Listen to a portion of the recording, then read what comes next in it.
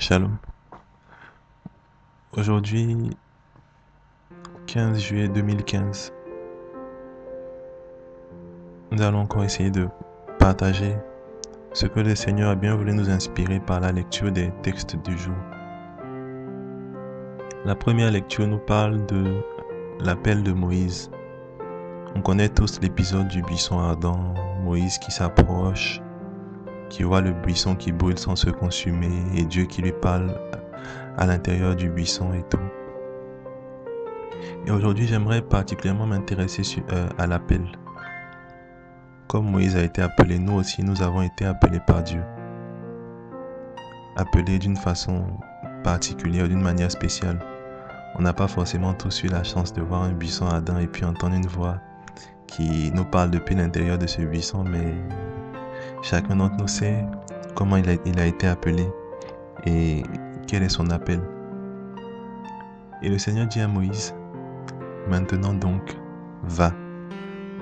Je t'envoie chez Pharaon. Tu feras sortir d'Égypte mon peuple, les fils d'Israël. » Ça, c'est le message. C'est l'envoi en mission.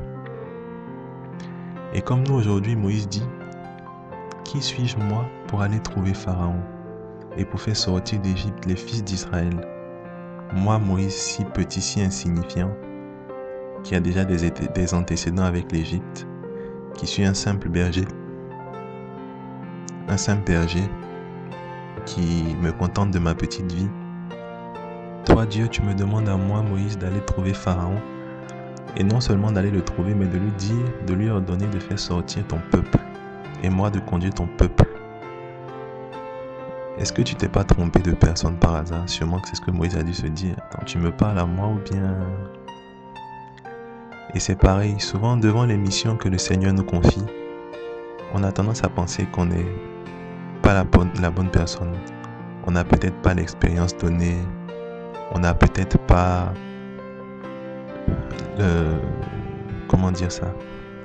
l'importance entre guillemets aux yeux des hommes. Il y a beaucoup de choses dont on manque et on se dit qu'on n'est pas apte à cette mission-là, comme si le Seigneur notre Dieu pouvait se tromper. Seigneur, je ne suis pas prêt. Seigneur, je n'ai pas la force. Et à toi qui te dis, à toi qui connais ton appel, qui connais la mission à laquelle Dieu t'appelle et qui est encore en train de te dire, je n'ai pas la force, qui suis-je moi? Est-ce que c'est bien moi? Est-ce que j'ai l'équipement nécessaire? Ce texte-là te rejoint particulièrement et à travers ce texte-là, le Seigneur veut te dire, je suis avec toi. En Zacharie 4:6, le Seigneur dit, ce n'est ni par la force, ni par la puissance, mais par mon esprit. Par l'Esprit de Dieu. Et c'est l'Esprit de Dieu qui opère en nous, c'est l'Esprit de Dieu qui fait toutes ces choses-là. C'est l'Esprit de Dieu qui exécute le mandat que le Seigneur nous a donné. Et donc à la limite, il n'y a pas forcément de crainte à avoir, quoique cette crainte-là est légitime parce qu'on ne sait pas trop dans quoi on s'engage. Et c'est ce qui est beau avec le Seigneur, c'est cette incertitude-là dans laquelle nous sommes. Je ne sais pas où tu m'emmènes, mais je m'en vais quand même parce que tu as décidé que j'y aille. Et c'est l'Esprit de Dieu qui nous conduit, c'est lui qui opère toutes ces choses-là. Ce n'est pas par notre propre force, c'est par la force de Dieu. Donc, certes, cette peur est légitime, mais elle ne doit pas être l'obstacle principal qui va nous empêcher d'aller de l'avant, pour la simple raison que ça ne dépend pas de nous. Celui qui nous a donné le mandat nous a en même temps donné la provision pour exécuter ce mandat-là. Et donc, il n'y a pas de crainte à avoir. Et ce texte-là rejoint aussi le texte de l'Évangile, parce que le Seigneur dit que nul ne connaît le Père si ce n'est le Fils, nul ne connaît le Fils si ce n'est le Père et celui à qui le Père peut bien le révéler. Comment est-ce qu'on connaît le Père? Comment est-ce qu'on connaît le Fils? Par le Saint-Esprit. Ce même Saint-Esprit-là par lequel le Seigneur dit « Je suis avec toi », c'est ce Saint-Esprit encore qui te permet de connaître le Père, de connaître la volonté du Père pour toi, de connaître l'appel de Dieu sur ta vie et de marcher en fonction de cet appel-là. Raison pour laquelle on pouvait dire, et on peut toujours dire, que le but de la vie chrétienne, disait un saint, c'est l'acquisition du Saint-Esprit.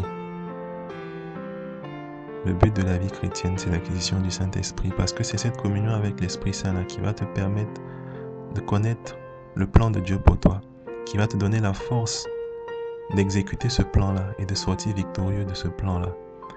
Alors aujourd'hui, on va prier, on va demander en union de prière au Seigneur de nous remplir encore de son Esprit Saint, parce qu'on peut continuer d'être rempli de l'Esprit Saint, bien que l'ayant déjà reçu. Donc on va demander au Seigneur de encore nous remplir du Saint-Esprit, afin que nous puissions avoir ce courage-là, ce même courage que Saint Pierre a eu à la Pentecôte pour dire à tout le peuple d'Israël que Jésus-Christ est Seigneur à la gloire de Dieu. Que le Saint-Esprit nous donne ce même courage-là pour annoncer au monde, pour aller dire aux différents pharaons vers lesquels Dieu nous envoie que nous avons un message de la part de Dieu. Shalom.